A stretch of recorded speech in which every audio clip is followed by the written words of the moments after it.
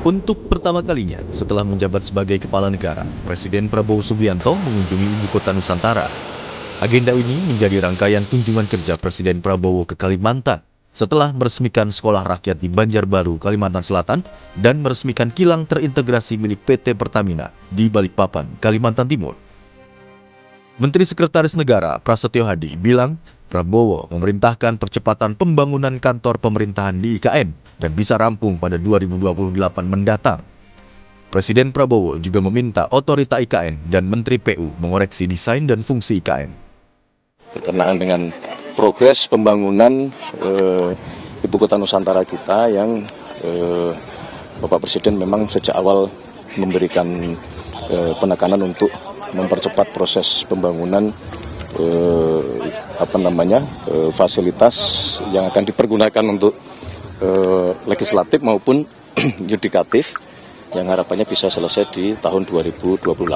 Jadi tadi masih ada beberapa hal yang Bapak Presiden memberikan koreksi terhadap pertama misalnya mengenai desain, kedua mengenai fungsi, dan diminta terus-menerus OIKN dan Kementerian PU untuk memperbaiki.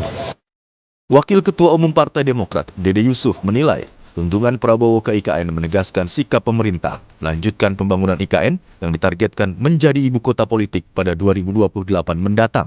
Itu kan membuktikan, kunjungan Presiden dengan para menterinya membuktikan bahwa ini adalah sebuah legacy yang harus diselesaikan. Oke. Sementara itu, menanggapi kunjungan Presiden Prabowo ke IKN, Ketua DPR Puan Maharani bilang akan tampung informasi dan evaluasi dari kunjungan Presiden Prabowo ke IKN. IKN tentu saja kita akan menampung masukan atau kemudian informasi yang nanti yang didapat dari pemerintah terkait dengan kunjungan Bapak Presiden. Pada September 2024, Prabowo mengunjungi IKN untuk menghadiri sidang kabinet paripurna terakhir masa pemerintahan Presiden Joko Widodo Ma'ruf Amin. Saat itu, Prabowo masih menjabat sebagai Menteri Pertahanan sekaligus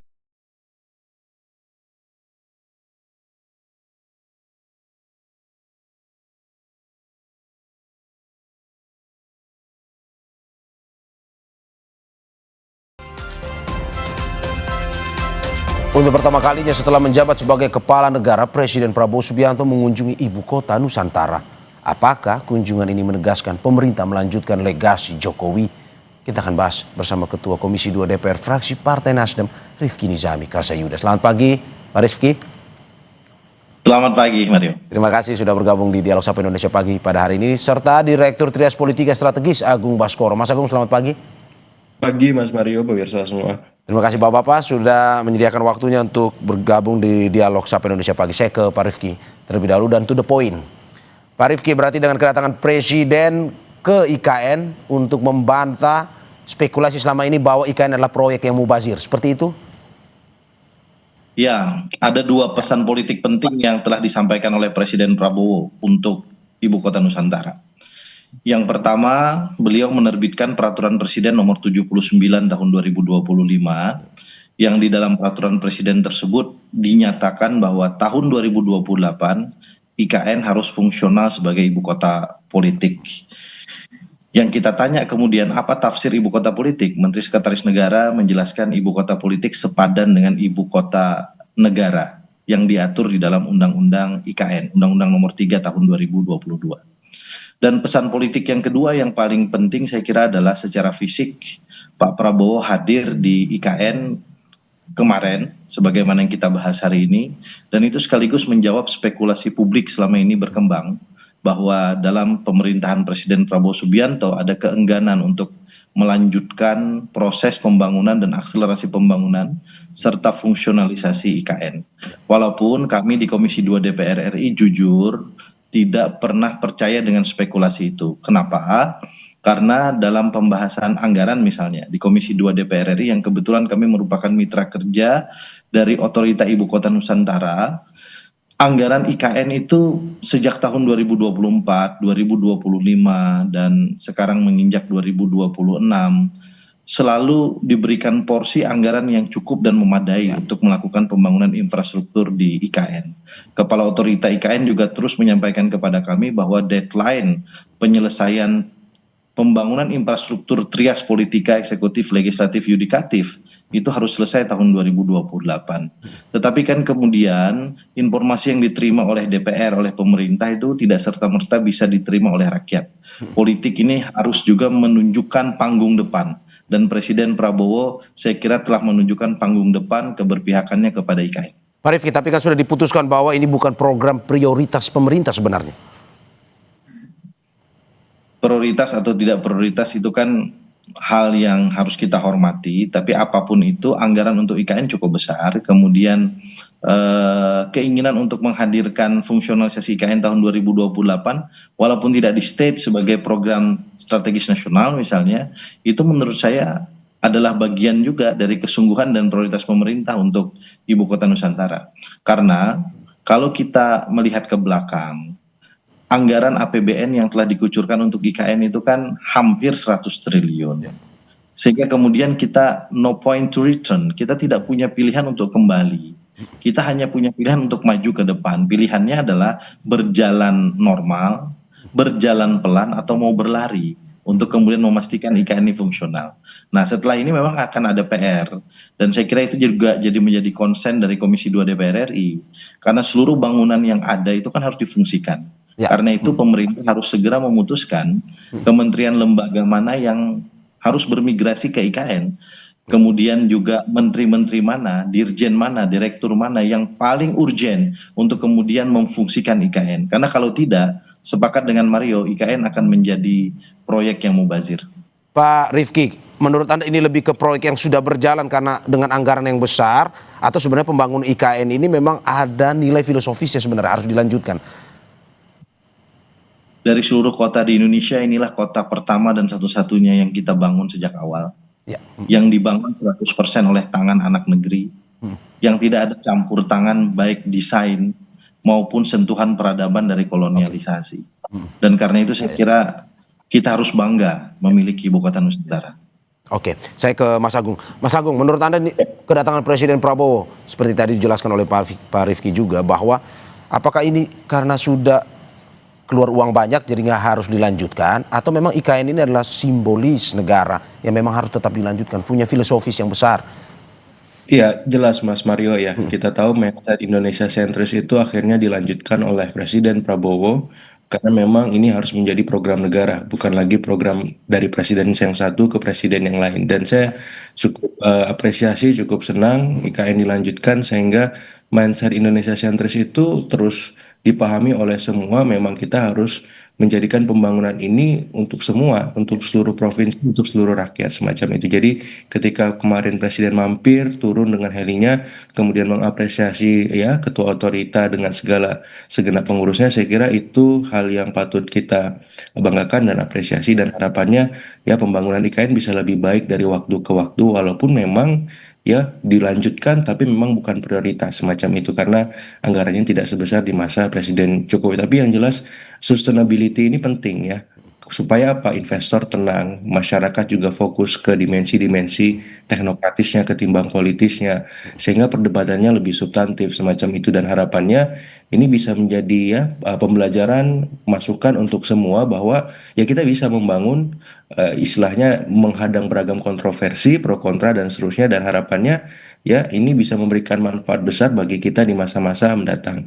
Yang kedua yang paling penting ada manajemen kesan yang ditampilkan oleh Presiden bahwa beliau ingin stabilitas politik di antara ya para presiden itu terjadi ya. Yang saya sering mengatakan istilahnya balancing of power antara pendukung lama, pendukung baru, narasi yang berkembang di depan maupun di panggung belakang. Supaya apa? Supaya kita tidak lelah dengan hal-hal yang kontraproduktif. Ya karena kita ingin ya pembahasan soal IKN ataupun proyek-proyek peninggalan Presiden Jokowi itu bisa ya diharapkan manfaatnya secara substantif ya, bukan kontroversinya, bukan hanya IKN ya, kemudian WUS ataupun bandara-bandara yang belum maksimal operasionalnya, tapi yang jelas dengan pola kepemimpinan Presiden Prabowo semacam ini, saya yakin ya balancing of power itu bisa terbentuk, terjadi, dan harapannya bisa membuat komunikasi Presiden Prabowo dengan para presiden yang lain itu semakin optimal. Nah, yang ketiga yang paling penting sebenarnya adalah bagaimana melihat apa ya, IKN ini sebagai sebuah proyek untuk memastikan ya narasi-narasi kita soal keberlanjutan itu memang benar-benar efektif berlangsung. Apakah soal misalkan tata kelola kota masa depan yang futuristik, kita punya bayangan gitu. Kemarin saya lihat ya di Instagramnya Mas Wamen, Mas Bima Arya, air kerannya bisa diminum, Mas Mario. Ya, Ya ini ya, kan ya. luar biasa. Nah, bagaimana ini bisa dikembangkan di kota-kota besar lain supaya apa air kerannya bisa diminum? Tap water itu Kita ya. nggak, Iya, iya, iya. iya. Iya, iya. Terus kemudian kota yang futuristik, ya semuanya terintegrasi. Pertamanannya, kemudian pembangunan transportasinya. Nah, saya ingin melihat bukan hanya di IKN, tapi kota-kota kita juga seperti itu, sebagaimana Oke. kota-kota di luar Oke, negeri. Mas Agung, berarti Anda juga menekankan bahwa ada perlunya menjaga stabilitas politik ya dengan melanjutkan legasi Pak Jokowi ini. Persis, persis. Ini penting ya, balancing power itu supaya tidak ada dinamika di antara para pendukung maupun di publik sendiri yang selama ini melihat dimensi politiknya lebih kuat, padahal kita harus fokus ke dimensi-dimensi teknokratisnya, bagaimana IKN bisa bermanfaat. Seperti itu. Oke, dan menurut Anda apakah memang semua partai misalkan perlu mendukung keberlanjutan stabilitas politik ini termasuk juga Nasdem? Otomatis Mas ya, kalau kita ingin membangun syarat stabilitas itu utama ya. Kita nggak bisa membangun kalau stabilitas di dalam negeri aja tidak maksimal ya. Karena di luar negeri geopolitik geostrategisnya lagi rentan, Ya. ya kepastiannya besar. Jadi kita harus benar-benar memastikan elit kita, masyarakat kita solid ketika Ya. pemerintah membangun menjalankan program-programnya. Oke, saya ke Mas Rifki. Mas Rifki, Nasdem pun juga harus menjaga stabilitas politik dengan mendukung IKN, kalau kata Mas Agung. Menurut Anda? Ya, Nasdem kan sudah mendeklarasikan diri sebagai bagian dari pemerintah, kendati memang kami sampai dengan saat ini belum memasukkan kader kami di dalam kabinet pemerintahan Prabowo Gibran sebagai menteri maupun wakil menteri. Tapi kemudian komitmen kami jelas kepada pemerintahan ini. Kami saat ini di DPR punya 69 anggota fraksi Partai Nasdem. Kami diberi amanah untuk memimpin 3 komisi di DPR selain saya. Kami juga memimpin Komisi 9 bidang kesehatan dan kesejahteraan. Kemudian ada juga memimpin Komisi 13 bidang implementasi dan penegakan hukum. Dan karena itu seluruh energi Partai Nasdem selalu kami curahkan untuk memberikan dukungan kepada pemerintahan ini. Bahwa Partai Nasdem pernah secara resmi dan bahkan satu-satunya partai politik yang memberikan pernyataan terhadap keberlanjutan pembangunan IKN dengan memberikan 2 opsi yang ekstrim. Opsi yang pertama adalah melanjutkan dan memfungsikan dengan memberikan usulan wakil presiden dan beberapa menteri untuk segera berkantor di IKN agar berfungsi dengan baik. Dan opsi yang kedua, daripada mubazir, diserahkan asetnya kepada pemerintah Provinsi Kalimantan Timur, dan pemerintah harus berani juga menyatakan bahwa IKN tidak jadi prioritas, bahkan kita tutup episode tentang IKN. Tapi kan kemudian 2 opsi ini dipilih adalah opsi yang pertama, opsi untuk melanjutkan.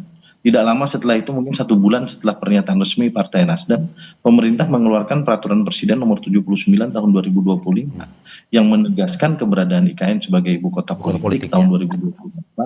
Di sisi yang lain, kami di Komisi 2 DPR RI juga menerima rancangan APBN dari pemerintah yang kalau di Komisi 2 kami punya 11 mitra kerja dan IKN ini paling gede anggarannya dibanding mitra kerja yang lain gitu, dan itu menurut kami menunjukkan bahwa pemerintah ada kesungguh-sungguhan. Dan bagi Partai Nasdem, apa yang telah kami sampaikan menemukan tujuannya. Karena tujuan kami walaupun agak sarkas memberikan opsi yang kedua, sebetulnya kami pasti ingin mendukung opsi yang pertama. Kira-kira begitu.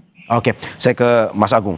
Mas Agung, ini masih pembicaraan terkait dengan IKN, terutama soal finansialnya, di mana finansial untuk IKN ini lumayan cukup besar, di mana Presiden Prabowo juga dengan program-programnya punya program prioritas yang juga membutuhkan dana yang cukup besar.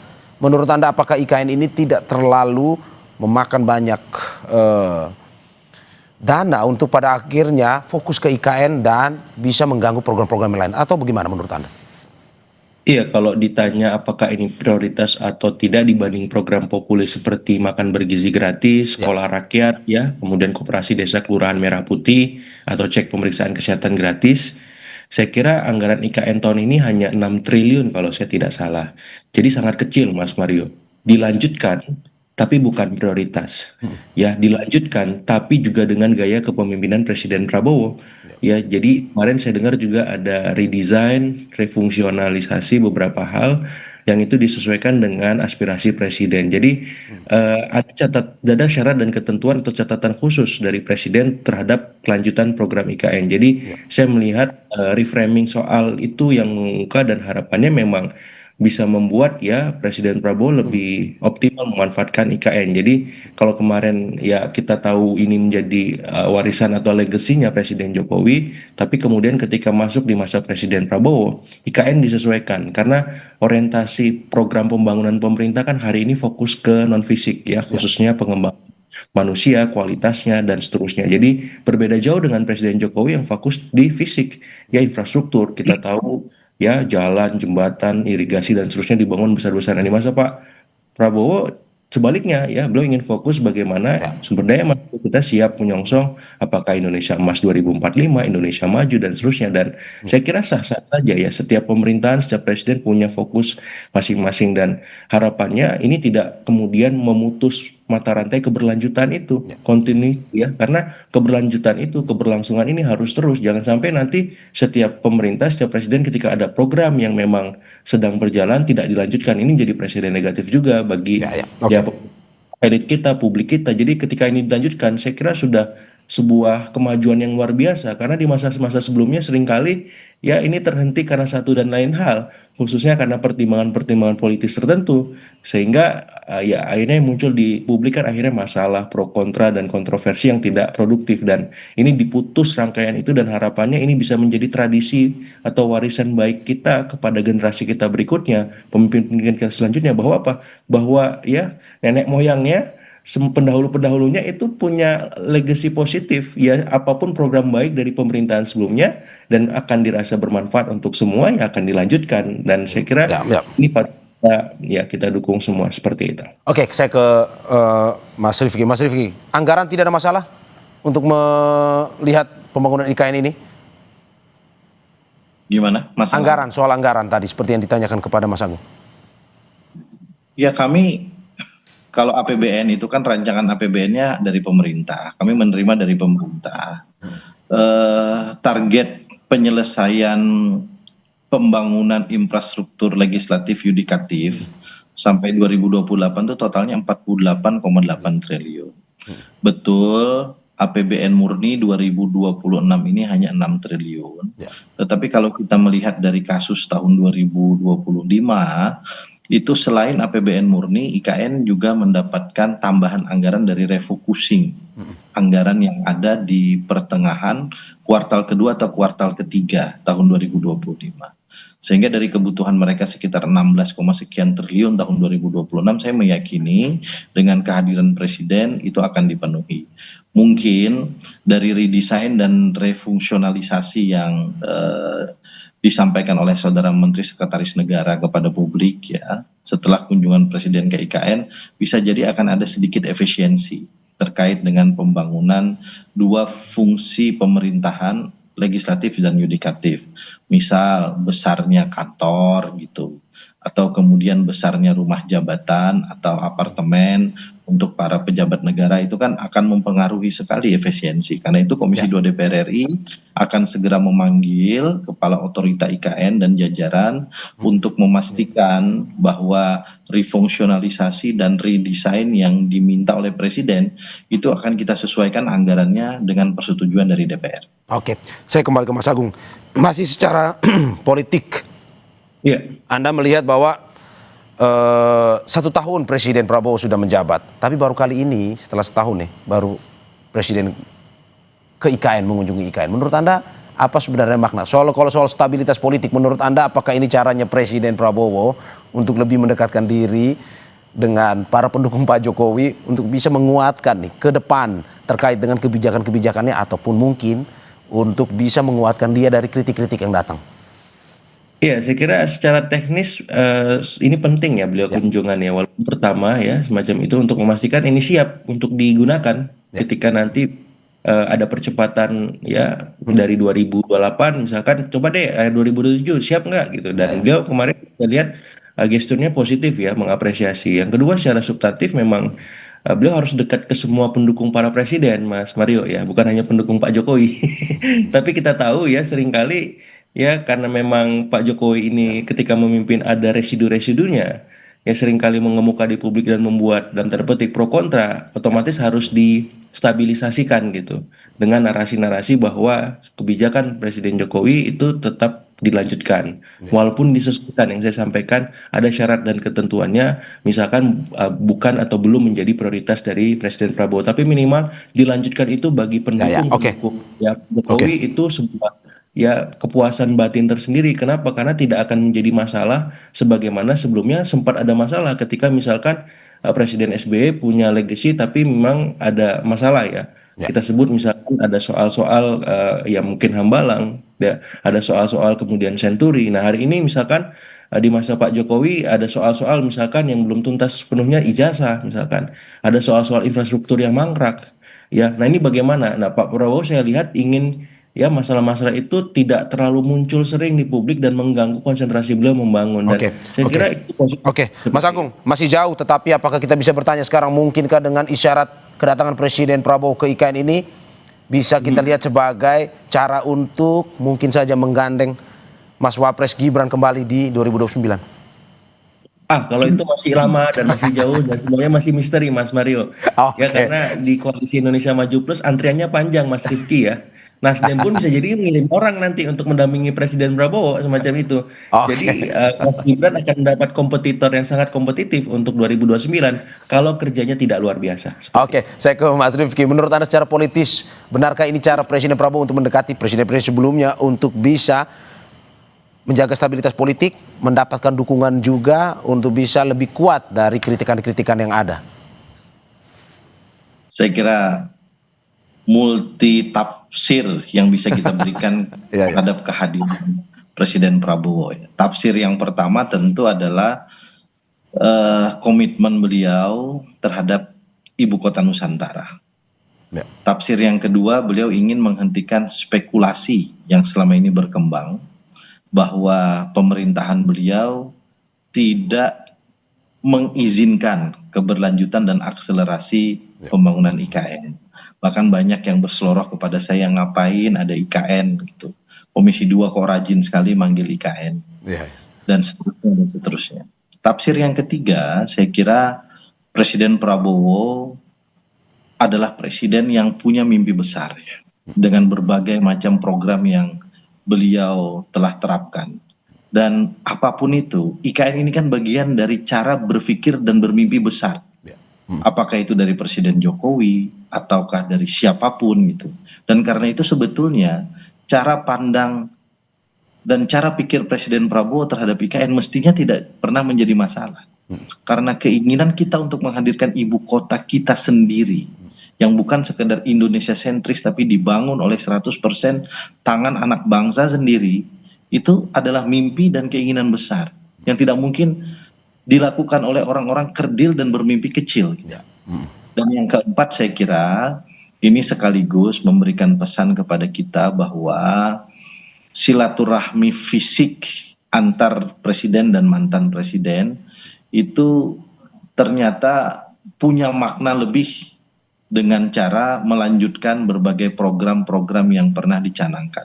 Bukan hanya IKN, saya kira Presiden Prabowo juga punya komitmen untuk melanjutkan apa yang pernah dicanangkan presiden-presiden terdahulu, dan itu saya kira cara kepemimpinan yang sangat baik, sangat akomodatif, dan itu kita butuhkan di tengah Indonesia yang berbineka dan multikultur dan seterusnya. Oke, berarti tidak ada tafsiran dari Nasdem Mas Gibran akan digandeng kembali di 2029 tuh? Nggak ada, Pak Rifki ya? Kita ini masih sholat zuhur, jangan bicara waktu isya. Dilaksanakan kewajiban saat ini, yang akan datang nanti kita bicarakan sesuai dengan momentum dan waktu itu. Oke, saya ke Mas Agung. Terakhir Mas Agung, terkait dengan apa yang sebenarnya harus dilakukan oleh Presiden Prabowo untuk mempercepat IKN, tidak hanya pembangunan secara fisik tapi juga manusianya, kondisi sosialnya yang nantinya bisa diisi di IKN. Ya, saya kira memang kalau memang ada ruang-ruang fiskal yang mengemuka di kuartal berapapun ya, kedua dan ketiga untuk menambahkan anggaran di IKN, saya kira ini bagus ya, sehingga kita bisa melihat IKN itu ya bisa digunakan sesegera mungkin supaya publik ini tidak berdebat secara kontraproduktif, Mas Mario. Ya IKN ini program mangkrak, IKN ini nggak bagus, IKN ini itu dan sekarang kita lihat kan bagus banget itu hasilnya. Ya, coba segera digunakan, segera efektif. Mungkin sebagian pemerintahan sudah berkantor di Oke. sana, supaya tadi mindset Indonesia sentris itu dipahami oleh masyarakat. Supaya masyarakat juga tahu bahwa banyak tangan-tangan anak negeri yang 100% kata Mas Rifki tadi hadir di sana. Kita pengen lihat, kita pengen tahu gitu wujud dan bentuknya ketika pemerintahan mulai bergulir dari sana sehingga kalau kemarin presiden mengarahkan 2028 ya kalau saya lebih cepat lagi kalau bisa supaya perdebatan itu selesai dan berpindah ke hal-hal yang lebih substantif lain ya karena seringkali ruang publik kita ini noise-nya terlalu banyak Mas Mario nggak produktifnya terlalu tinggi dan Ya. itu dalam beberapa hal mengganggu ya energi positif kita energi kolektif kita sebagai bangsa untuk mengerjakan hal-hal besar berpikir besar semacam itu jadi saya berharap demikian dan sebenarnya 2029 itu bisa dipercepat pembahasannya Mas Mario. Oke. Ketika misalkan kalau di dalam Islam itu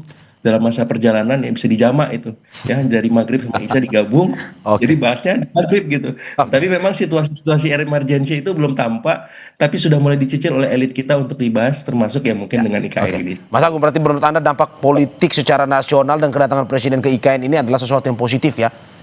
Riuh Positif di media sosial maupun di dunia nyata ini lebih maju untuk pembangunan. Mestinya positif, tapi kan ada juga yang melihatnya masih negatif, Mas Mario. Nah, kita nggak bisa mengendalikan itu. Kita fokus bagaimana menata dan membangun, ya supaya apa yang negatif tadi akhirnya berpikir objektif, seperti itu. Oke, saya juga terakhir ke Pak Rifki. Pak Rifki, apa yang harus dilakukan oleh Presiden Prabowo untuk percepatan ini? Terutama tadi Anda sudah bilang bahwa harus pemindahan para ASN ke sana. Apa lagi, Pak? Undang-Undang Nomor 3 Tahun 2022 tentang Ibu Kota Nusantara itu mewajibkan ada beberapa turunan peraturan perundang-undangan.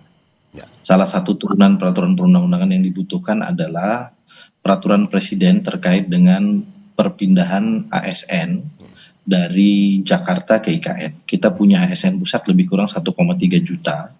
Kendati tidak semuanya di Jakarta, tentu tersebar juga di seluruh Indonesia.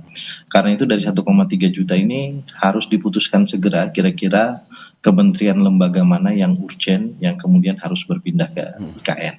Kami menyarankan Wakil Presiden segera berpindah ke IKN tahun 2026 ini, diikuti oleh beberapa wakil-wakil menteri dan beberapa dirjen serta direktur yang fokus juga pada penyelenggaraan program-program prioritas nasional, misalnya ketahanan pangan. Ketahanan pangan itu rata-rata areanya kan ada di tengah dan timur Indonesia.